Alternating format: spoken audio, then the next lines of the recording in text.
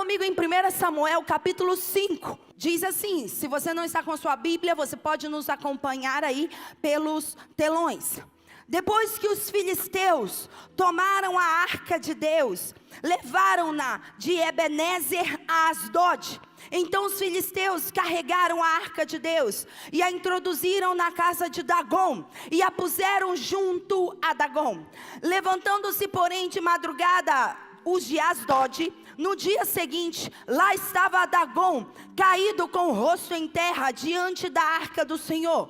E tomaram a Dagom e tornaram a pô-lo no seu lugar. Mas levantando-se de madrugada, no dia seguinte, Dagom estava caído com o rosto em terra, diante da arca do Senhor.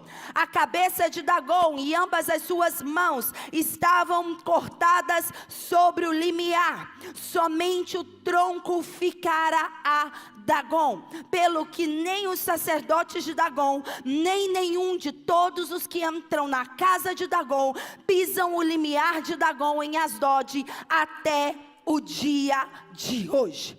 Essa é uma palavra muito importante, pode se assentar. Essa é uma palavra muito específica para o tempo que nós estamos vivendo. Quantos creem que estamos numa temporada de manifestação da glória e da presença do Senhor? Quantos creem que nós estamos adentrando num tempo de avivamento? Já aprendemos aqui que avivamento é um despertar sobrenatural da parte do Senhor. Inclui tempos de restauração e tempos de refrigério que o Senhor envia sobre o seu corpo, sobre a sua igreja. E aqui nós vemos que o povo de Israel vivia temporadas de avivamento, mas eles estavam passando por uma crise, eles estavam passando por momentos muito difíceis, eles estavam passando por caos. Os filhos de Eli tinham profanado o templo, Eli tinha morrido, tinha nascido Icabode. Icabode significa sem glória, e Samuel estava ali no meio de todo aquele tumulto, no meio de toda aquela perversão, no meio de toda aquela distorção. E quando houve a batalha dos filisteus contra os filhos de Israel, os filhos de Eli morreram, nasceu Icabode. Icabode significa incapacitado de receber a glória do Senhor se foi do meio do povo de Israel. A palavra de Deus diz que os filisteus tomaram a arca da presença. A arca da presença era uma caixa, era o lugar onde Deus tinha determinado para que a sua glória pudesse se manifestar. Então, antes de Jesus, a arca simbolizava a manifestação da presença de Deus, e a arca tinha sido tomada pelos filisteus, porque sempre quando estamos num tempo de colheita, os filisteus vêm para roubar de nós a presença de Deus. Os filisteus são inimigos da colheita. Os filisteus fazem parte de 3 inimigos que nós vemos que foram os inimigos de Israel, os inimigos da colheita. E os filisteus eram um povo terrível, era um povo que vinha e impedia o nascimento, o novo nascimento, impedia que algo florescesse sobre o povo de Israel. Eles roubavam a colheita da nação de Israel e deixavam a nação de Israel em completa escassez. Os filisteus eram um povo muito atroz, tinha muita perversidade, e eles adoravam um Deus, e esse Deus era Dagom. Diga comigo, Dagom. E eles, a palavra de Deus diz aqui, que quando eles venceram, eles invadiram, eles destruíram a nação de Israel, eles tomaram a arca, o símbolo da presença do Senhor, e eles tiraram a arca de Ebenezer e levaram a arca até Asdod. Asdod era um território filisteu muito importante, onde tinha a escultura de uma divindade que você está olhando aí, que era chamada de Dagom. Dagom era a regência espiritual que governava sobre os filisteus. E eles tomaram a arca, tiraram a arca de Ebenezer. Diga comigo, Ebenezer. Ebenezer significa pedra de ajuda. Ezer, a ajuda do Ezer, do resgatador. Ezer é um dos nomes de Deus. Significa aquele que salva, aquele que resgata, aquele que apoia, aquele que ajuda. Ezer aparece mais ou menos 24 vezes na palavra de Deus e implica num contexto de socorro. A arca do Senhor estava num ambiente profético, num território profético, numa dimensão profética. Estava ali em Ebenezer, estava ali numa atmosfera profética e foi roubada a arca do Senhor. Quantas vezes você, passando por temporadas na sua vida, já sentiu que foi roubado, foi tirado de ti a manifestação da presença do Senhor? Perceba que muitas pessoas, pelos afazeres da vida, ou pelos distúrbios emocionais, pela falta de equilíbrio emocional, elas dão mais lugar a Asdod do que a presença, a arca da presença do Senhor, a glória do Senhor. Sabe por que isso? Porque um dos objetivos das trevas é roubar tudo que contém a glória do Senhor na sua vida. A palavra de Deus diz que Deus revestiu o homem de honra e glória. Diga comigo, honra. Diga comigo, glória. As vestes do homem eram vestes de glória no jardim do Éden. E o inimigo queria roubar a vestimenta de glória do homem. Tudo que o inimigo quer é roubar a presença do Senhor na sua vida. Tudo que o inimigo quer é roubar a glória do Senhor na sua vida. E nós estamos vivendo esse tempo como a nação de Israel. Tempos sombrios, tempos difíceis, tempos desafiadores, onde muitas pessoas estão perdidas, porque a presença do Senhor foi removida de suas vidas. Através de Jesus, hoje nós não precisamos de uma arca, hoje nós somos a arca da glória do Senhor, hoje nós somos o templo, hoje nós somos a estrutura que comporta a glória do Senhor. Diz a palavra, Cristo em nós, esperança da glória. Eu quero dizer que você é um portador da glória de Deus. Você carrega a glória de Deus. Você é um portador da glória de Deus. Por isso você precisa cuidar da presença de Deus. Por isso você precisa zelar pela presença de Deus na sua vida. Porque há sempre um confronto entre luz e trevas. Entre trevas e a presença do Senhor. Entre a escuridão e a glória do Senhor. Mas eu quero te dizer algo. Toda vez que há um confronto entre luz e trevas, a luz sempre vence as trevas. Eu vou repetir porque muitos de vocês não entenderam isso. Toda vez que há um confronto entre luz e trevas na sua vida, a luz sempre vence as trevas. Diga comigo, a luz sempre vence as trevas. Agora profetiza para essa pessoa e diga para ela, a luz sempre vence as trevas. E aqui a palavra de Deus diz que a arca do Senhor foi roubada e foi levada para Asdod. Asdod significa poderoso. Foi levada para um lugar onde havia uma regência espiritual. Um governante espiritual regia, legislava sobre a atmosfera, sobre todo aquele território. E era chamado de Dagon. Mas algo aconteceu. Acompanhe aí comigo. Diz no versículo 2 que eles levaram a arca do Senhor e colocaram a arca do Senhor junto, diga comigo, junto a Dagon. Eu quero aqui 2 homens, por gentileza, porque eu quero que você entenda algo. Pode deixar a imagem aí, por favor? Ok. 2 homens rapidamente. Isso. Obrigada. Ok. Tá. 2 homens. Vem aqui. Em nome de Jesus, é só uma representação, ok? Você vai ser Dagon, você vai ser a arca da presença do Senhor. Está todo mundo enxergando? Pode ficar ali mais lá na lateral, por favor. Ok. Diz que o povo filisteu roubou a arca do Senhor de Ebenezer, do povo de Deus, e introduziu a arca do Senhor em Asdod, no templo de Dagon. Pegou a arca da presença, a glória, a manifestação que carregava a glória de Deus, aquela caixa na qual ninguém podia tocar, porque alguns que tocaram morreram, tamanha era o peso da glória de Deus. Eles tomaram, eles roubaram aquilo e colocaram em Asdod, no templo de Dagon, junto, fica quietinho, junto a Dagon. Diga comigo, junto a Dagon.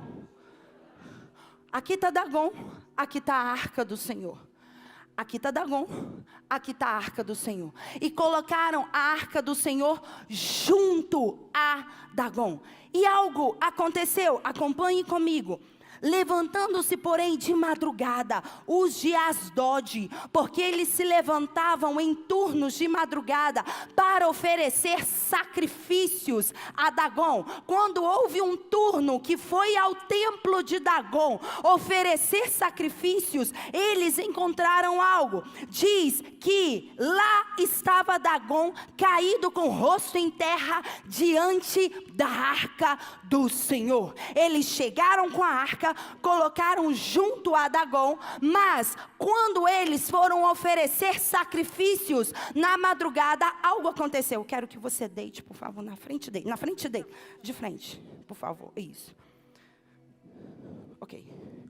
Quando eles chegaram para oferecer sacrifício, eles olharam e eles viram Dagon nessa posição. Agora, preste atenção. Quando aqui estava Dagon posicionado, sim ou não? Aqui chegou a arca. Não foi que uma janela estava aberta e teve uma ventania ou um furacão e derrubou a Dagon. Não foi isso. Algo espiritual aconteceu muito forte ali. Porque se fosse uma ventania, se fosse alguém esbarrando, a imagem, o ídolo que estava ali regendo aquele lugar, ou ele cairia para frente, ou ele cairia de lado, ou ele cairia para trás. Sim ou não? Isso é lógica, isso é matemática. Mas no contexto original, diz que quando os sacerdotes de Dagon chegaram para oferecer sacrifícios, eles viram Dagon com o seu rosto nos pés da arca de Deus.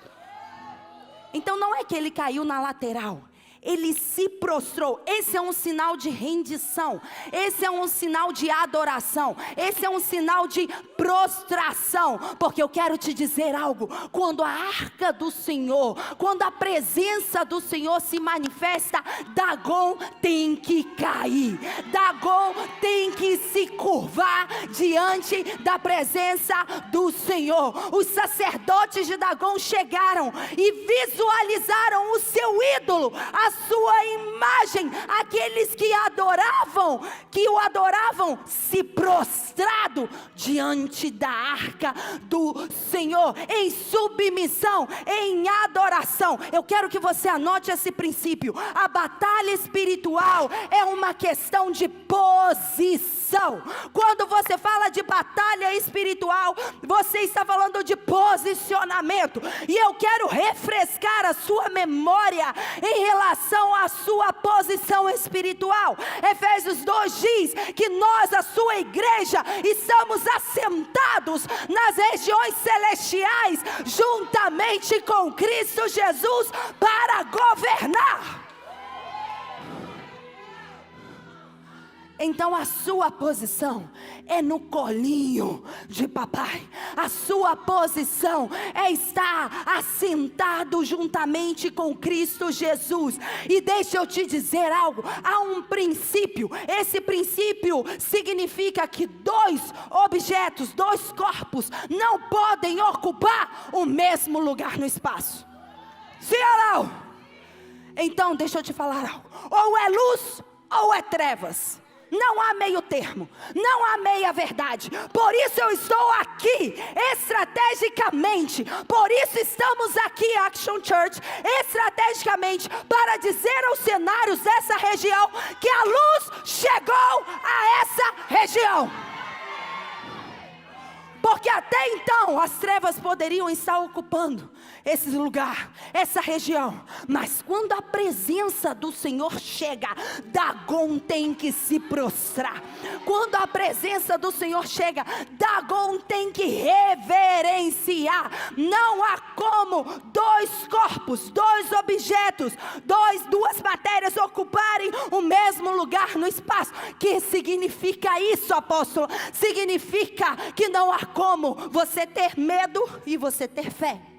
Não há como você ter pobreza e você ter riqueza. Não há como você ter doença e você dizer que é saudável. Não há como você viver em pecado e dizer que você está em santidade. Porque ou é a presença de Deus na sua vida, ou é a presença de Dagon. A alegria e a tristeza não podem ocupar o mesmo lugar no espaço. A vida e a morte não podem ocupar o mesmo lugar no espaço.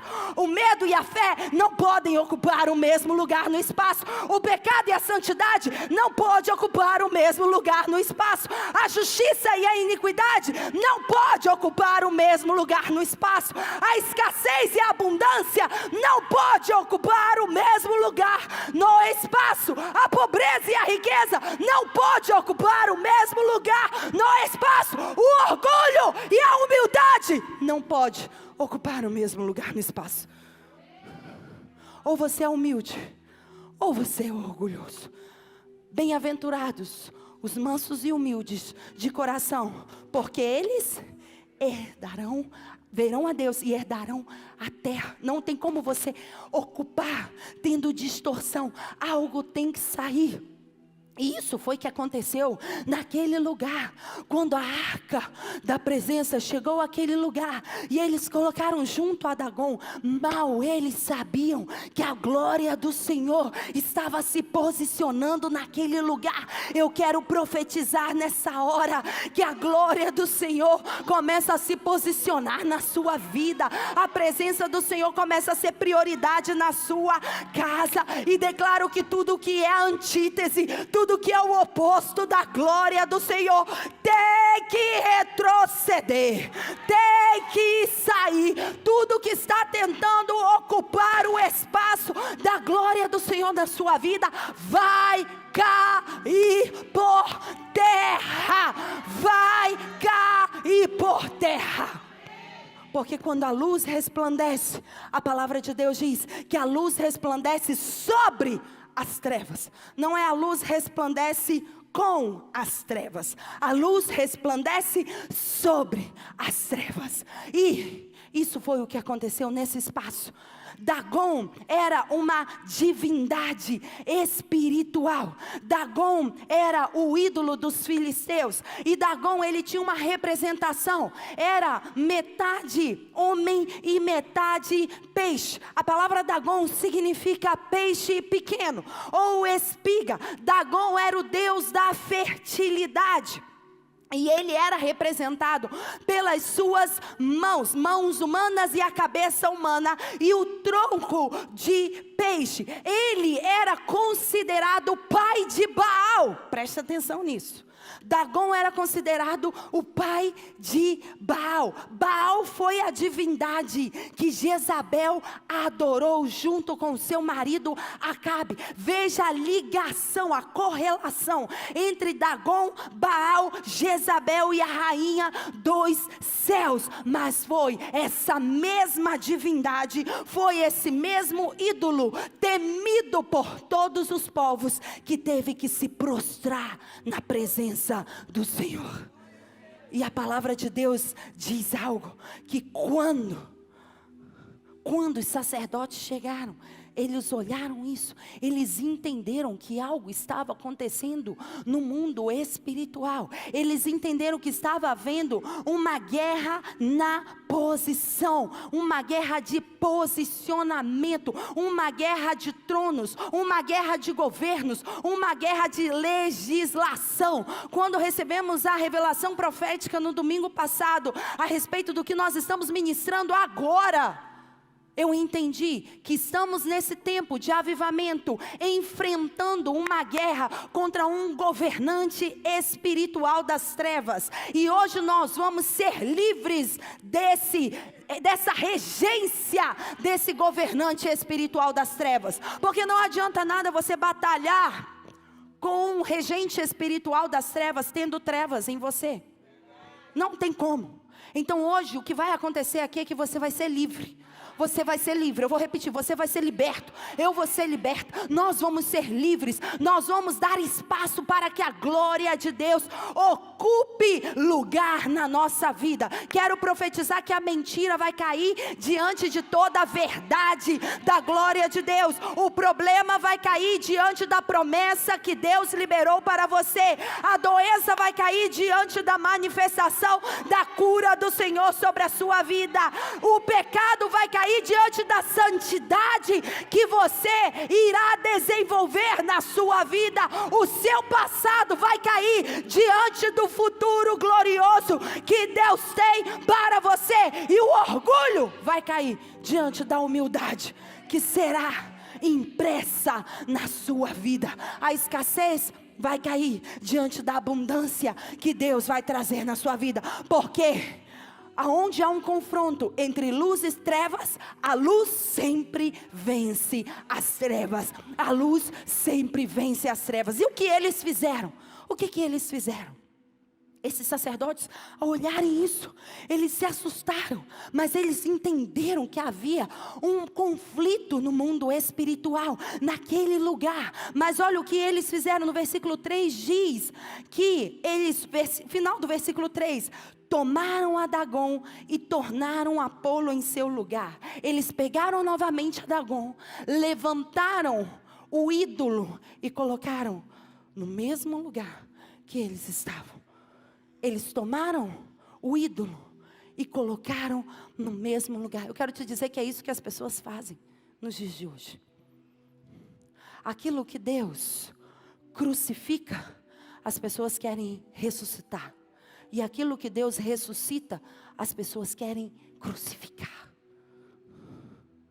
E essa é uma lição que nós temos que aprender hoje.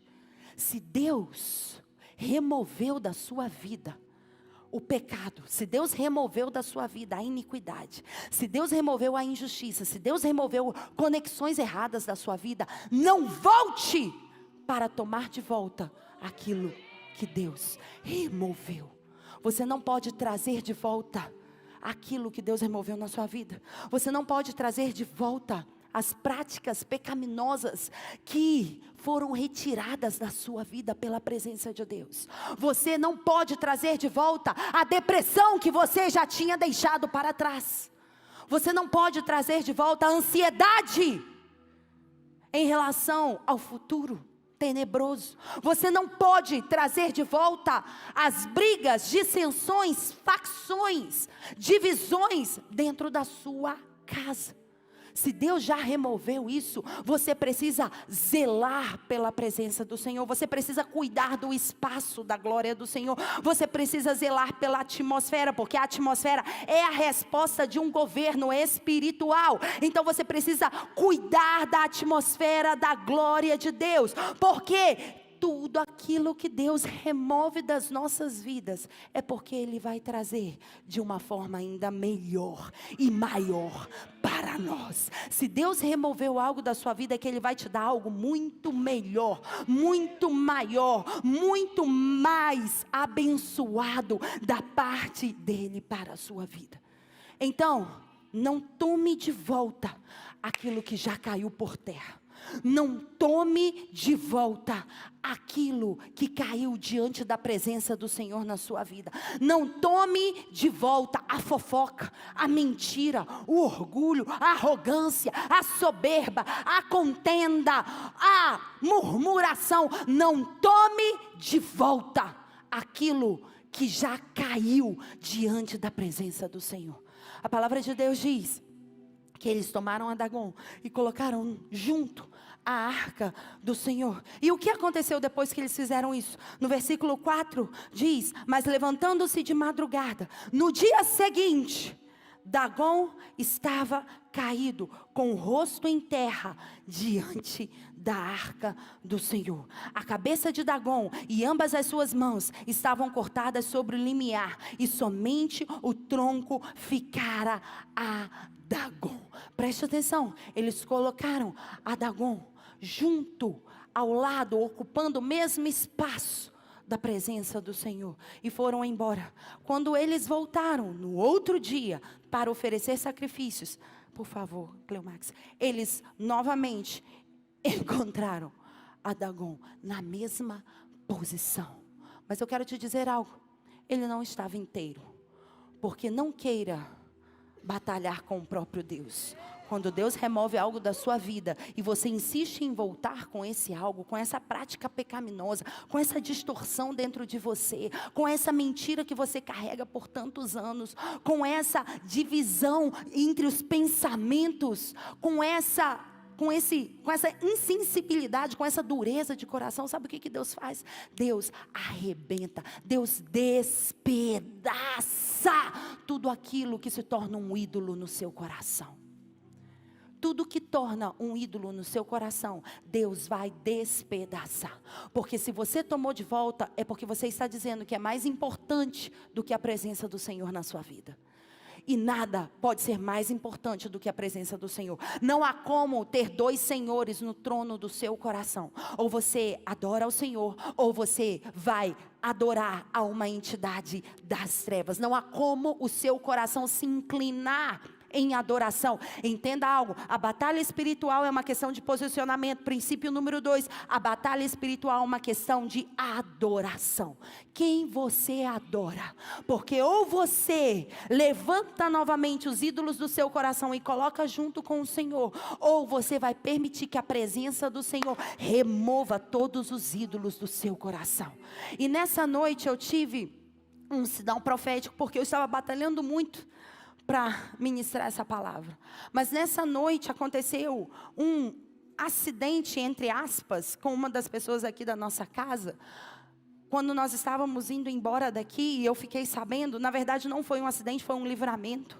Mas essa pessoa estava de moto, e a moto, ela foi despedaçada, literalmente no meio. Ela foi literalmente partida no meio enquanto ele estava andando. Ele simplesmente teve uma direção profética da parte do Senhor, pulou da moto e a moto se desfez, se despedaçou. E quando eles me mandaram a foto, o Espírito Santo falou comigo: é isso que eu vou fazer com os ídolos no coração do meu povo, vou despedaçar. A palavra de Deus diz que quando eles chegaram, eles não viram Dagon inteiro.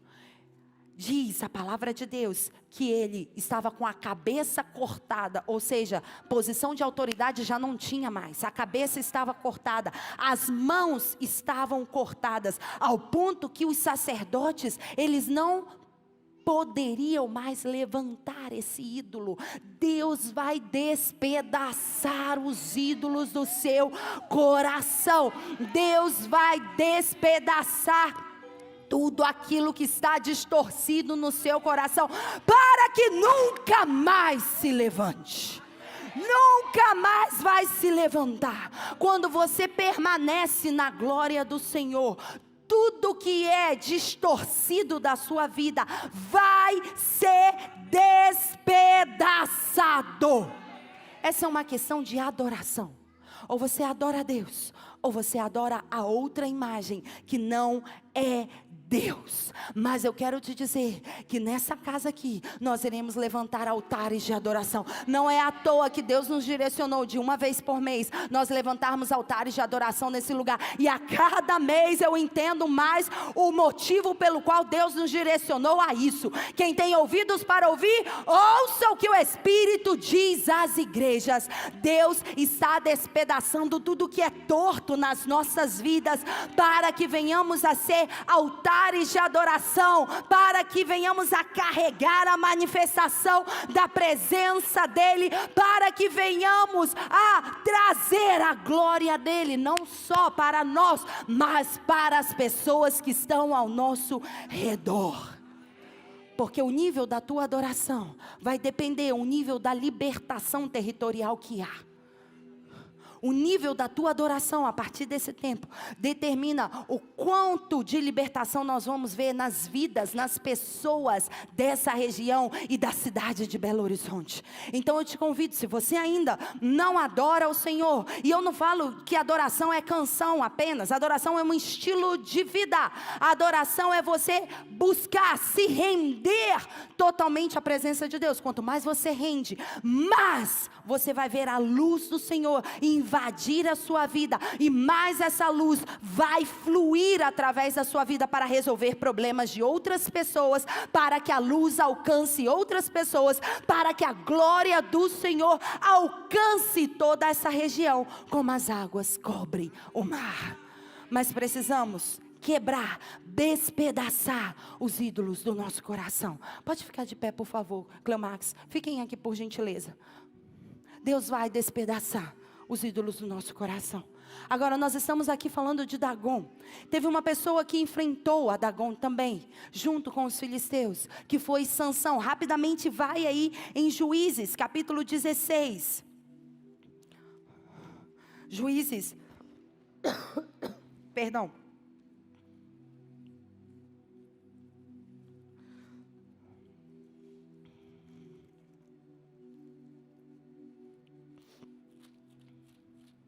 Juízes capítulo 16, no versículo 23,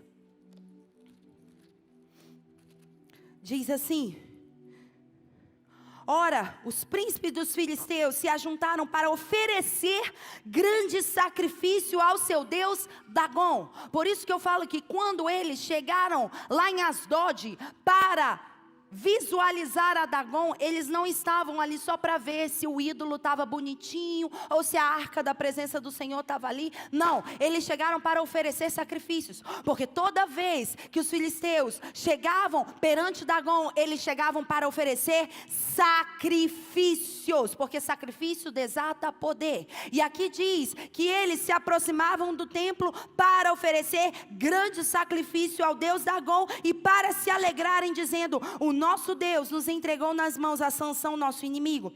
Semelhantemente, o povo vendo, louvava o seu Deus, dizendo: nosso Deus entregou nas mãos do nosso inimigo, e o que destruía a nossa terra, ao que multiplicava os nossos mortos. Alegrando-se-lhes o coração, disseram: mandai vir a Sansão, para que brinde diante de nós. Assim trouxeram a Sansão do cárcere, e ele brincava diante deles. Quando puseram em pé entre as colunas, disse Sansão ao moço que o tinha pela mão: deixa-me apalpar as colunas que o sustentam a casa, para que me encoste nelas. Ora, a casa estava cheia de homens e mulheres. Também estavam ali todos os príncipes dos filisteus. E sobre o telhado havia 3.000 homens e mulheres que estavam vendo Sansão brincar. Então clamou Sansão ao Senhor: ó Senhor Deus, peço-te que te lembres de mim, fortalece-me agora, só essa vez, ó Deus, para que de uma vez me vingue dos filisteus pelos meus 2 olhos. Então abraçou-se Sansão com as 2 colunas no meio, em que se sustinha a casa, arrimando-se numa com a mão direita e a outra com a esquerda. Disse Sansão: morra eu com os filisteus. Então inclinou com força, e a casa caiu sobre os príncipes e sobre todo o povo que nela estava, e foram mais os que matou na sua morte do que os que mataram na sua vida. Segura algo. Sansão teve um confronto com esse principado.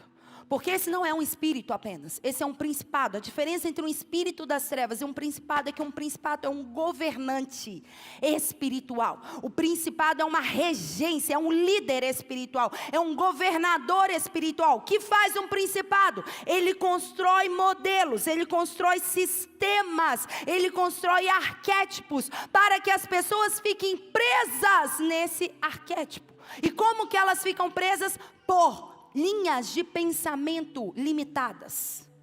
Então, cada vez que você tem um sistema de crença limitante, contrário ao que Deus tem para a sua vida, você está nutrindo uma operação de um principado. Você está nutrindo um líder espiritual das trevas. Por isso nós vamos arrebentar, despedaçar nesse tempo toda linha de pensamento contrária. Vamos levar a nossa mente cativa em obediência a Cristo nesse tempo. Aqui diz que eles levaram a Sansão. Sansão estava preso, Sansão tinha perdido a sua força. Sansão era um nazireu, era alguém que Deus tinha escolhido para que comportasse a glória dele. A força de Sansão não era a força humana, era a glória do Senhor na vida dele. Ele era chamado por Deus para isso. Sansão era a arca. Olha para a pessoa do seu lado e diga para ela: você é a arca. Você é portador da glória de Deus. Sansão era um portador da glória de Deus. Mas ele, por um pecado, por um deslize, não tem como você ver dois objetos ocupando o mesmo lugar no espaço. Por um pecado, a glória de Deus se foi da vida dele. E ele reconheceu isso. E ele foi preso. Ele foi pego pelos filisteus. E os filisteus adoravam a quem? A Dagom. E eles começaram a fazer rituais e começaram a adorar, a oferecer sacrifícios, e falaram: agora nós vencemos aqui, e ganhamos a Sansão, traz Sansão aqui para ser a escória, para ser a vergonha, para ele brincar, para a gente zoar da cara dele. E foi assim, trouxeram a Sansão, tinha mais de 3.000 homens e 3 mulheres, não apenas isso, tinha príncipes de todo o time dos filisteus lá, ou seja, tinha regentes espirituais e naturais que também estavam posicionados naquele território, debaixo daquele templo, debaixo daquela casa. E Sansão reconheceu naquele momento, se humilhou diante de Deus e falou: Pai, essa é a oportunidade que eu tenho de me humilhar. Me deixe apenas uma vez mais ver a vitória do Senhor, que a tua presença venha sobre mim. E que a tua glória se manifeste sobre mim, para que eu veja com os meus olhos a manifestação da tua autoridade sobre toda essa região. E a palavra de Deus diz que Deus ouviu a oração de Sansão, e ele tomou, você já sabe essa história, ele tomou as mãos, colocou nas colunas, e ele pela força humana não fazia isso, nunca, jamais. Mas porque ele começou a ser cheio da presença de Deus, diz que as colunas se despedaçaram. Dagom foi despedaçado diante da Senhor. As colunas se despedaçaram e morreram todos que estavam ali. E a palavra de Deus diz algo, porque eu quero te dizer, muitos olham para Sansão e falam: ah, Sansão perdeu o propósito, perdeu o destino dele. Não. Ele se arrependeu e ele cumpriu o destino dele. Ele cumpriu a missão que Deus deu a ele. Porque a palavra de Deus diz no versículo 30, que mais foram os que morreram naquele dia com Sansão, do que aqueles que ele tinha matado durante toda a vida dele. Na morte de Sansão, houve o cumprimento de todo o destino profético da vida dele. Ele tinha sido levantado para carregar a presença de Deus e para destruir os filisteus. Essa era a missão dele. E ele não tinha destruído todos os filisteus, mas no dia da sua morte, ele despedaçou essa estrutura espiritual. Deus quer te levantar como um homem e uma mulher cheio da presença dEle, carregado da presença dEle, para que você venha a ver com os seus olhos Deus despedaçando, destruindo, destronando toda a entidade espiritual das trevas. Te pergunto algo. Eu sinto a presença de Deus nesse lugar. A arca fez alguma coisa lá em 1 Samuel 5? A arca fez alguma coisa para que Dagon caísse? Não. Ela estava. A arca fez alguma coisa? Os serafins se manifestaram e houve aquela grande batalha? Não. A arca posicionou no mesmo lugar. Quando Sansão rendeu o coração dele, ele não fez esforço. A glória de Deus tomou a vida dele. E através da vida dele, Deus despedaçou a todos os inimigos que Sansão tinha, que eram os filisteus. Deixa eu te falar algo. Não é por força, não é por poder, não é pela sua força humana, é pelo Espírito de Deus na sua vida. Nós não vamos confrontar um espírito territorial que rege essa região durante décadas, centenas de anos, pela força do nosso braço. Não, jamais.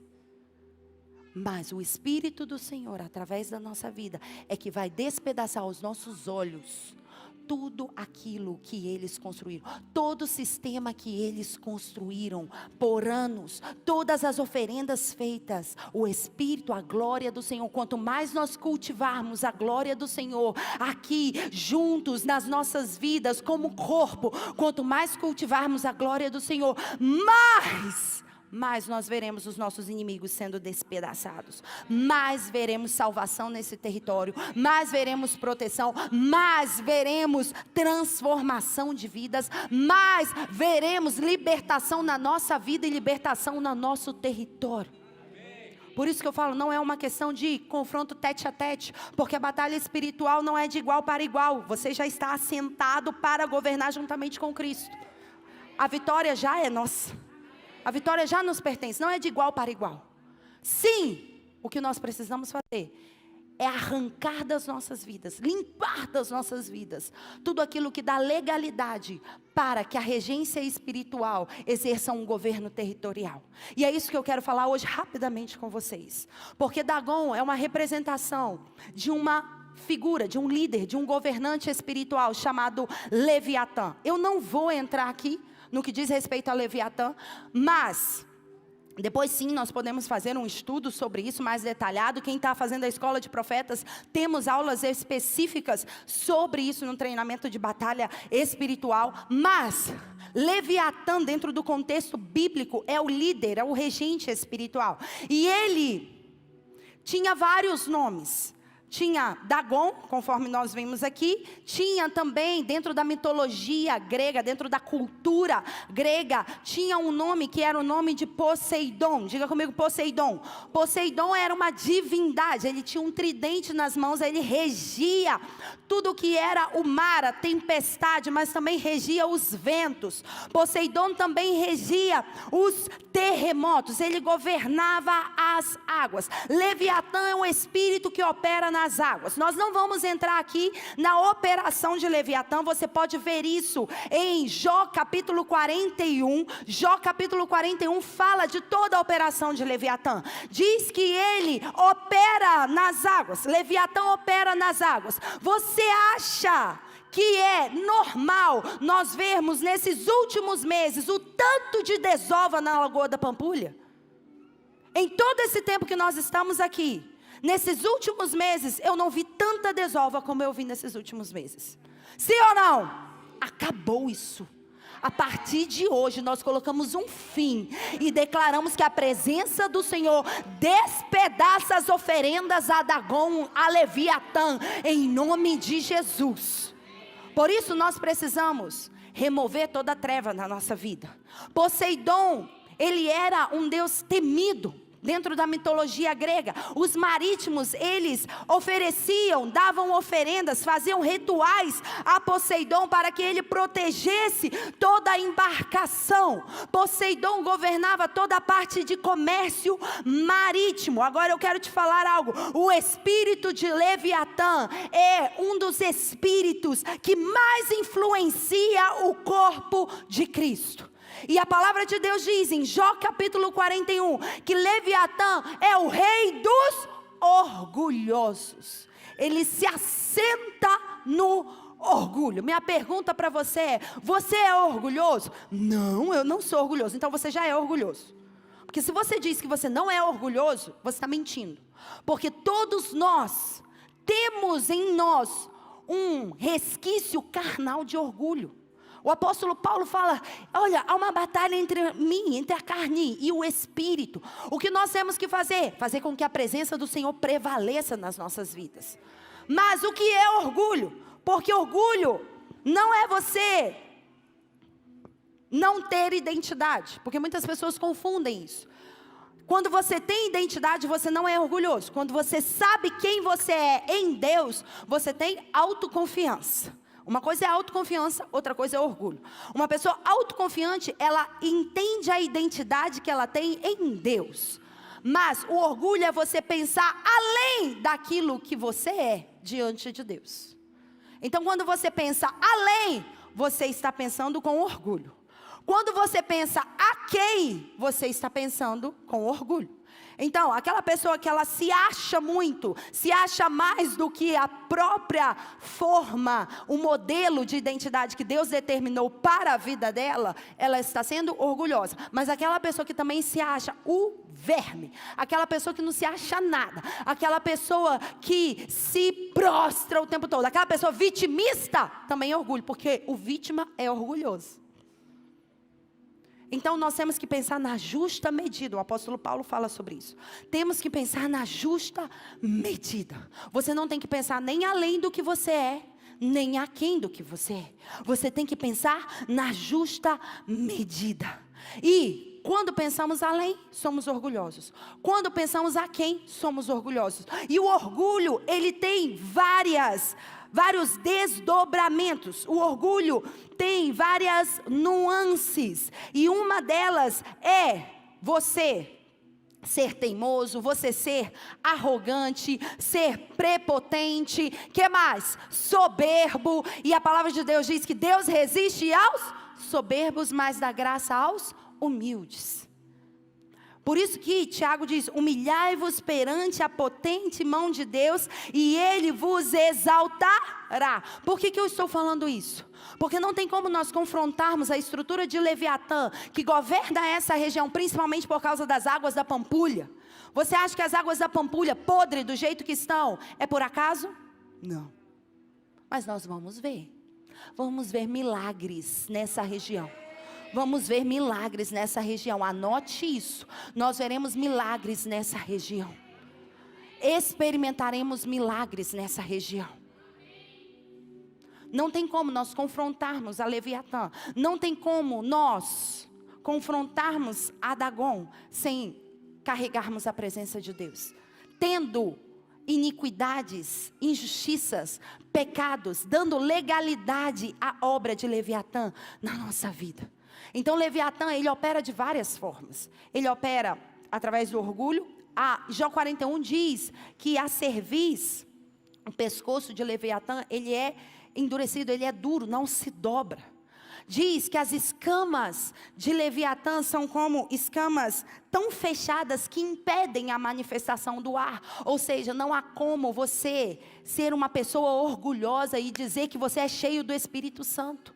Porque Leviatã impede a manifestação do Espírito Santo na sua vida. Impede o ruar, o fôlego, o Espírito fluir na sua vida. Te prende, te anula, te deixa desesperado, afogado. Quantas vezes você já se sentiu afogado, desesperado, sem ar para respirar? Quantos já passaram por isso? Isso é a operação de Leviatã. Leviatã opera com terror. A palavra de Deus diz em Jó 41 que a língua, da boca de Leviatã sai chamas de fogo, sai maldição, sai língua que queima. Leviatã só libera maldição, não libera bênção sobre aqueles que estão sendo governados por ele. Então você precisa entender que você precisa cuidar da sua língua também. Porque quando você inflama a terra com a sua língua, com murmuração, com fofoca, com reclamação, com contenda, falando mal do irmãozinho, você está sendo um agente de Leviatã naquele território.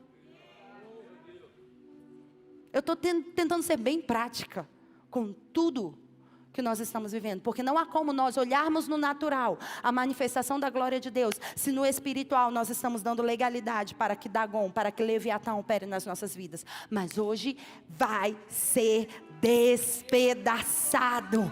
Toda estrutura rígida, ancestral, toda estrutura dura. A palavra de Deus diz em Jó 41 que o coração de Leviatã, ele está tão fechado que não chega ar nele e fica endurecido. É como pedra. O coração de Leviatã é como pedra. Ou seja, você já viu aquelas pessoas tão orgulhosas que elas têm um coração endurecido, são petrificadas, não mudam de opinião, não se sujeitam, acham que são sempre certas para tudo. Essa é a operação de Leviatã. Mas hoje nós vamos despedaçar todo o coração endurecido. E o Espírito Santo irá moldar o nosso coração de acordo com a presença do Senhor. E eu estou dizendo isso rapidamente, porque Zum Zum diz que para nós termos vitória numa batalha, nós precisamos de duas coisas: conhecer a nós mesmos e conhecer o nosso inimigo. Quando nós conhecemos a nós mesmos e conhecemos o nosso inimigo, nós temos 100% de vitória. Agora, se você não conhece o seu inimigo, para cada batalha que você tiver, você vai ganhar e você vai perder. Para cada batalha você tem uma perda, ou seja, você ganha e você perde. Quantas vezes na sua vida, em área financeira, na área de relacionamento, na área de saúde, na área emocional, quantas vezes você estava assim, agora eu estou bem, aí depois você fala assim, nossa, agora eu estou muito mal, agora eu estou com recurso, agora eu estou muito mal. Sabe o que é isso? Que você está ganhando e você está perdendo. Aquilo que você ganha, você perde. E isso é porque ou você não conhece a si mesmo, ou você não conhece o seu inimigo. Eu estou dizendo hoje que você precisa conhecer o inimigo que nós estamos batalhando aqui. E esse inimigo, ele precisa ser destronado aonde? Dentro de nós. Dentro de nós.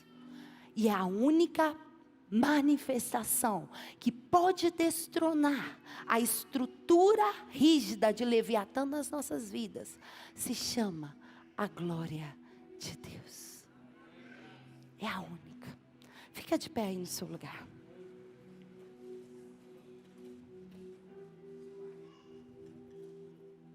Se Deus me permitir, na próxima semana continuaremos falando mais a respeito disso, porque há áreas específicas que Leviatã atua, e eu quero só que você anote e guarde.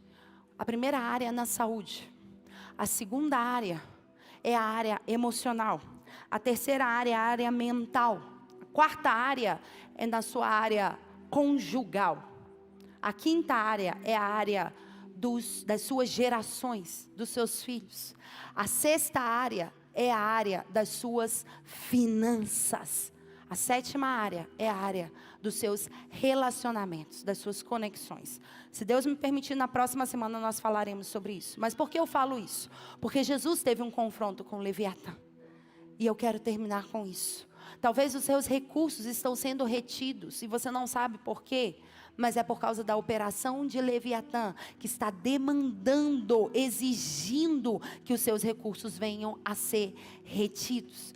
Abre aí, pode ficar de pé, rapidamente, Mateus capítulo 17.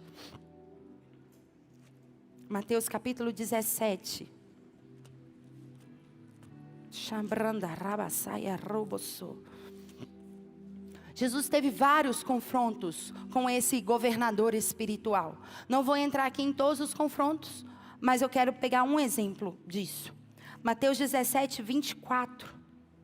Diz, chegando eles a Cafarnaum, aproximando-se de Pedro, os que cobravam o imposto de 2 dracmas, perguntaram, não paga o vosso mestre as 2 dracmas? Respondeu ele, sim. E entrando em casa, Jesus se lhe antecipou, dizendo, que te parece, Simão? De quem cobram os reis da terra os impostos ou tributo? Dos seus filhos ou dos estranhos? E respondeu-lhe Pedro, dos estranhos. Disse-lhe Jesus, então os filhos estão isentos, mas para que não os escandalizemos, vai ao mar, lança o anzol, tira o primeiro peixe que subir, e abrindo-se-lhe a boca, encontrarás um estáter. Toma-o e dá por mim e dá por ti.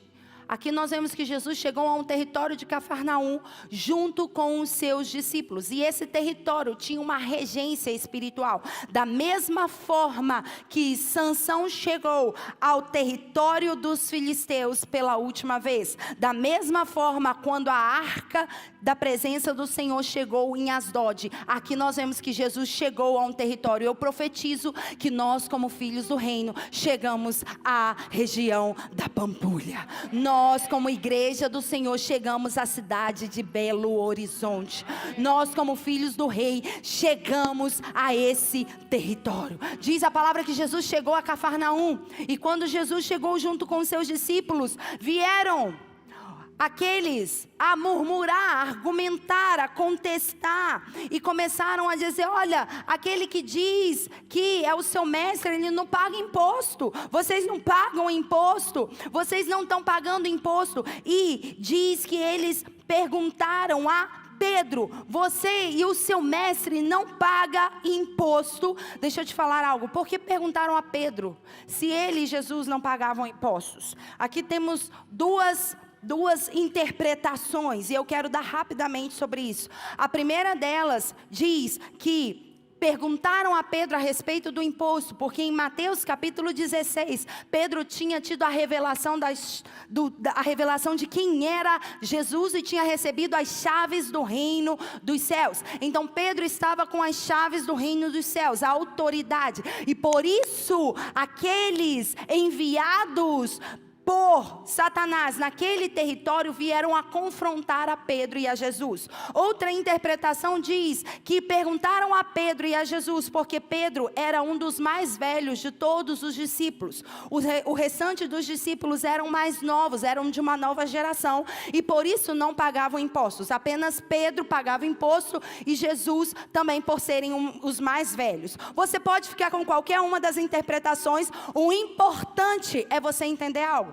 Jesus conversou com Pedro, e Jesus falou: Pedro, os filhos não pagam impostos, os filhos são isentos de impostos, de tributos, mas para não dar legalidade ao que esse povo está falando, você vai ao mar e você vai pescar. Quando você pescar, você vai pegar um peixe, você vai abrir a boca desse peixe, você vai encontrar um estáter. Você vai pegar esse estáter e você vai pagar o meu imposto e vai pagar o seu imposto. O que Jesus estava falando?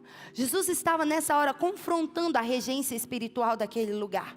Jesus disse a Pedro: Pedro, os filhos não pagam impostos. Porém, para termos autoridade territorial aqui, nós vamos confrontar a regência espiritual desse território. Você vai trabalhar, você vai fazer algo, você vai ter alguma ação dentro da sua habilidade. Você vai lá ao mar, diga comigo, ao mar.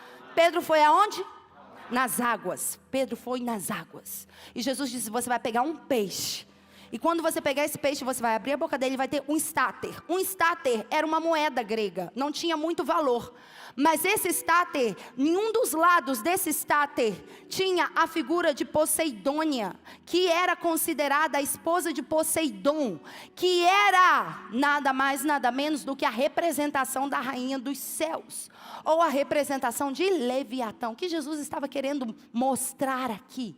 Jesus estava querendo dizer que a partir daquele momento, ele estava ocupando a regência espiritual daquele território. Ele estava dizendo: Pedro, você vai lá e você vai resgatar a autoridade espiritual daquele território. Você vai pegar a moeda, você vai pegar a autoridade, a regência, e você vai pagar o meu imposto e o seu imposto, porque agora, a partir de hoje, nós temos legalidade nesse território. Eu quero te dizer que se os seus recursos estavam dentro da boca de um peixe Dagon, vai ser removido nessa hora. Eu decreto apostolicamente que recursos financeiros retidos dentro da boca do peixe sejam liberados agora em nome de Jesus. Você vai ver restituição nesse tempo. Você não vai ser roubado na sua capacidade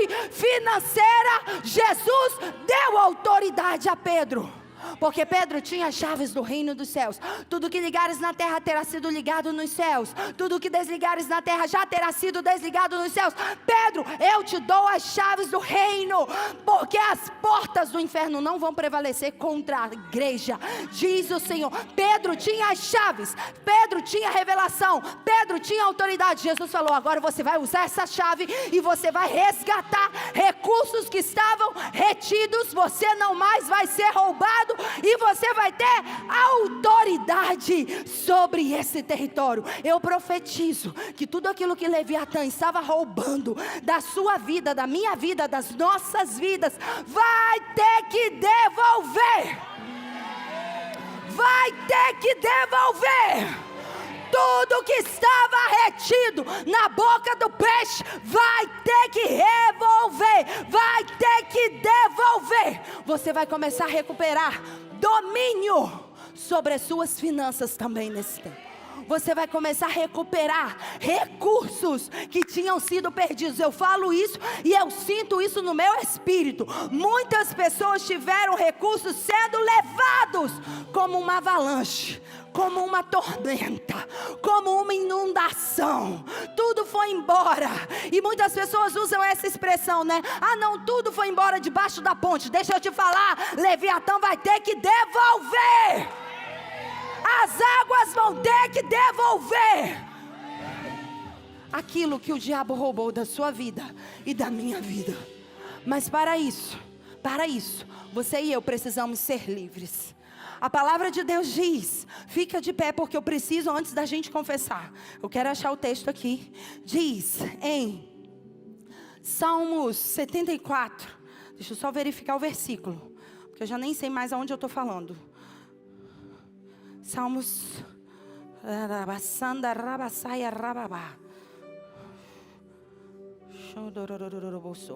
Salmo 74, versículo 12, diz assim: todavia Deus é o meu rei desde a antiguidade, operando a salvação no meio da terra. Tu dividiste o mar pela tua força, quebrantaste as cabeças das baleias nas águas, fizeste em pedaço as cabeças do Leviatã. Outra versão diz: despedaçaste a cabeça do Leviatã. O que aconteceu com Dagon? Deus despedaçou a Dagon, cortou a cabeça, cortou as mãos, os membros. Não teve mais como reconstituir aquele ídolo. O que Deus fez através da vida de Sansão? Despedaçou as colunas daquele templo. O que Deus faz? Aqui diz que Deus despedaça as cabeças do Leviatã, porque o Leviatã não tem uma cabeça, o Leviatã tem 7 cabeças, e o deste por mantimento aos habitantes do deserto. As 7 cabeças de Leviatã, eu não vou entrar aqui, as 7 cabeças de Leviatã que precisam ser despedaçadas dentro de nós. Eu só vou ler quais são. As 7 são a antítese dos 7 Espíritos de Deus. Por isso que não há como juntar Dagon com a arca, porque 2 objetos no mesmo lugar não pode ocupar o mesmo lugar no espaço. Ou você é carregado pela manifestação do Espírito cétuplo de Deus, da presença de Deus, ou você vai ser um monstro de 7 cabeças. Você vai decidir a partir de hoje. E eu quero te dizer quais são essas 7 cabeças. Está em Provérbios 6, versículo 16. Você vai ler. Provérbios 6, 16. Coloque para mim, por favor. Porque nós vamos confessar cada uma. Cada uma dessas 7 cabeças está relacionada a algo. Ao orgulho e à língua.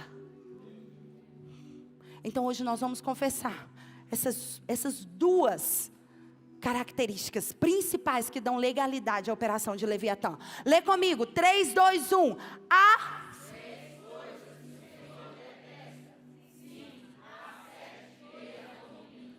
1, 2, 3, 4, 5, 6, 7.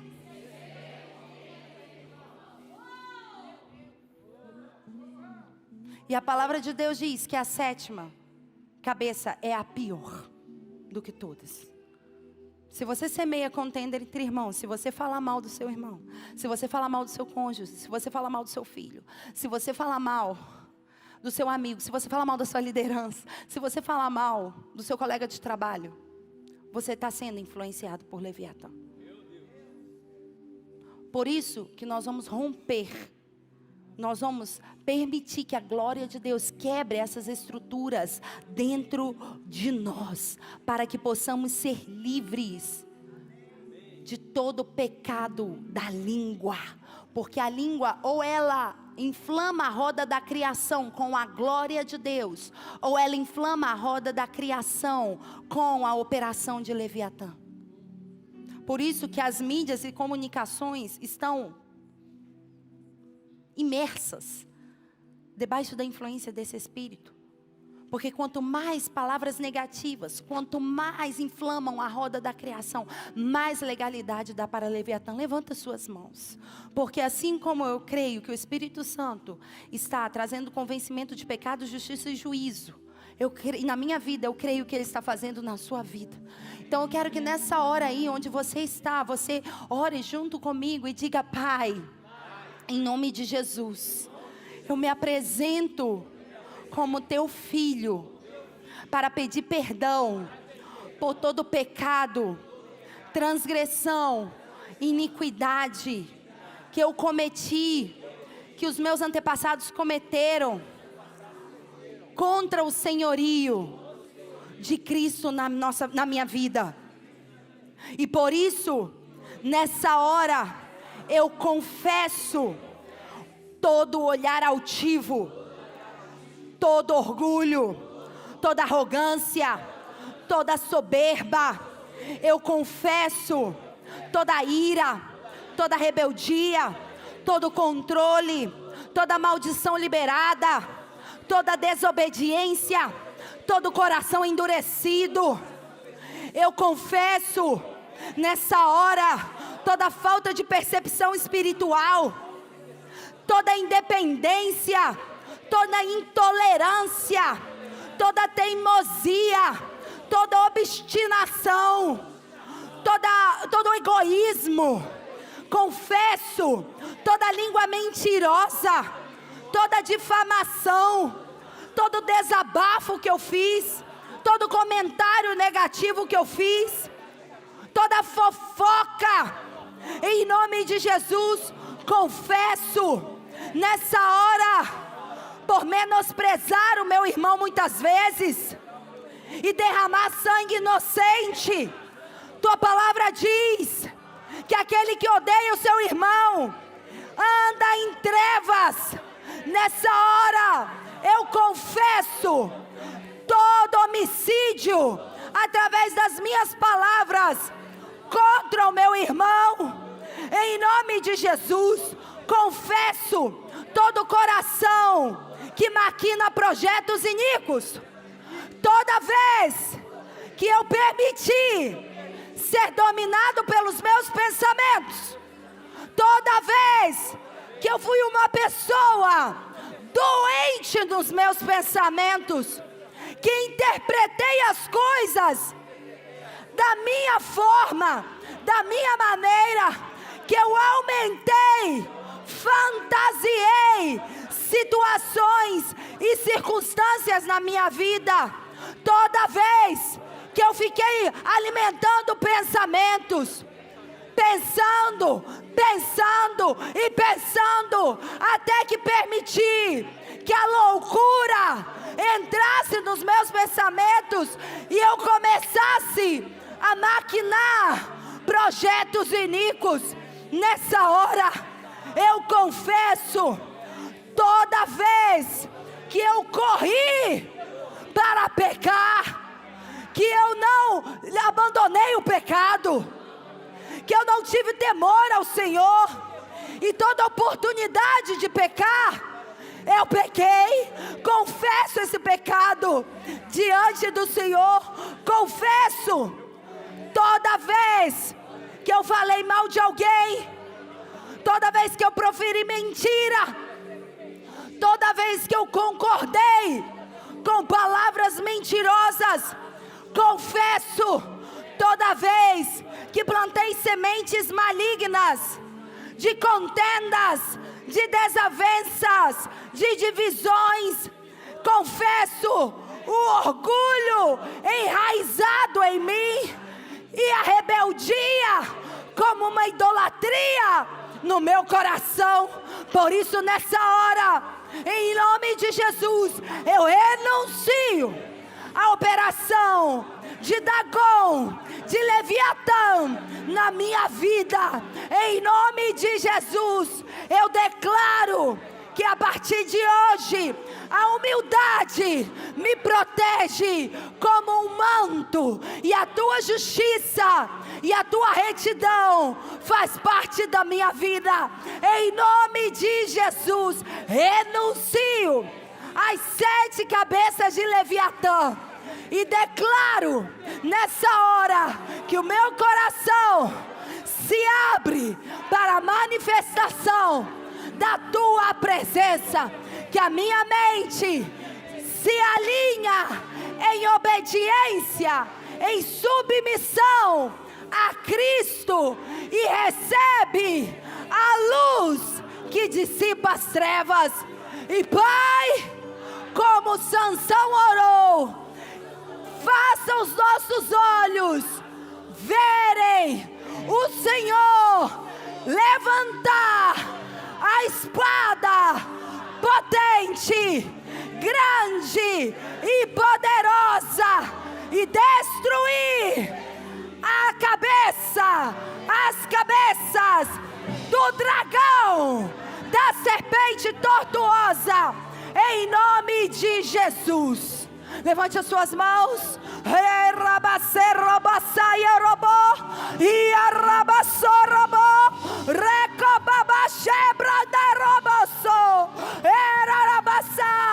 A palavra de Deus diz: naquele dia o Senhor castigará, despedaçará com a sua dura espada, grande e forte, o Leviatã, a serpente veloz, o Leviatã, a serpente tortuosa, e matará o dragão que está no mar.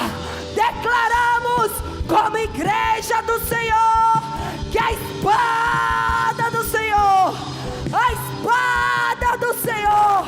venha ser levantada, a espada grande, a espada forte, a espada poderosa, seja levantada nessa hora, em nome de Jesus, e despedaça as cabeças do Leviatã, despedaça a cabeça da serpente, mata o dragão, despedaça a serpente tortuosa, em nome de Jesus.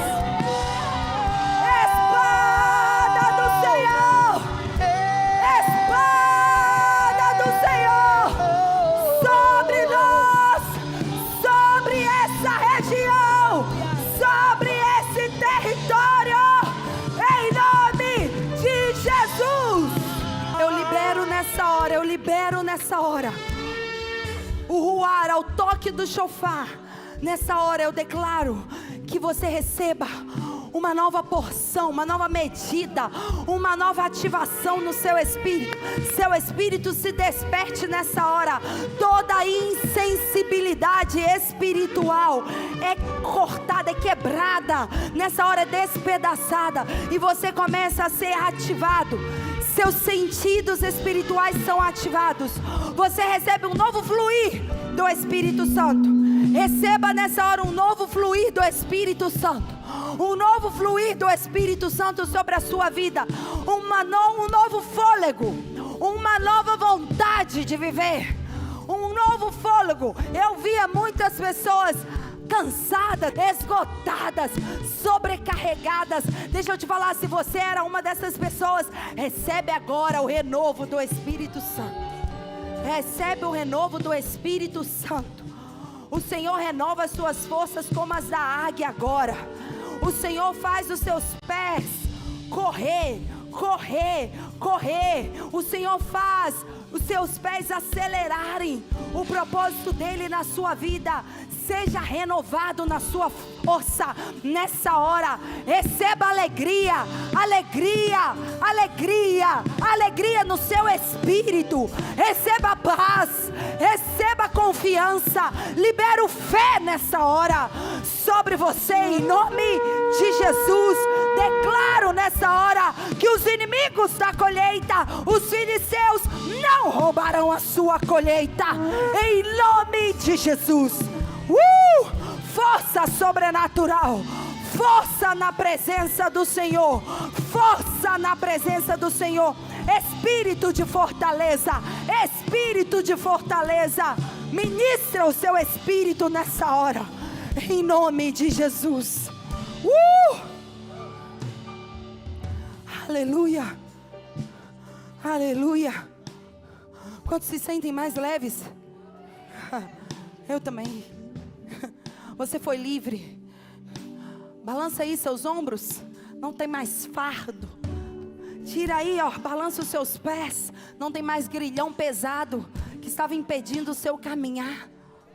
Movimente as suas mãos. Não tem cadeias que te prendam o seu passado.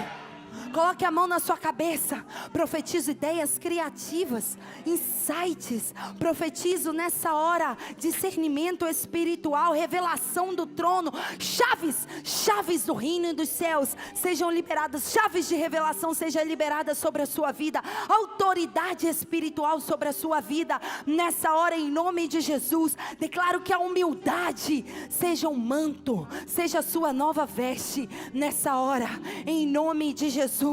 E quantos creem que vão começar a ver os recursos sendo liberados nesse tempo? Recursos que estavam na boca do Dagon, metade peixe, metade homem. Recursos que estavam retidos. Quantos creem que vão ser liberados nessa hora? Eu acredito nisso. Eu acredito, porque peixe também implica em multiplicação, implica em frutificação, implica em recompensa, prosperidade. Profetizo uma nova onda de prosperidade sobre nós. Profetizo uma nova onda de prosperidade sobre nós, riquezas, abundância, a abundância do mar. Deixa eu achar esse versículo que eu preciso achar. A abundância do mar.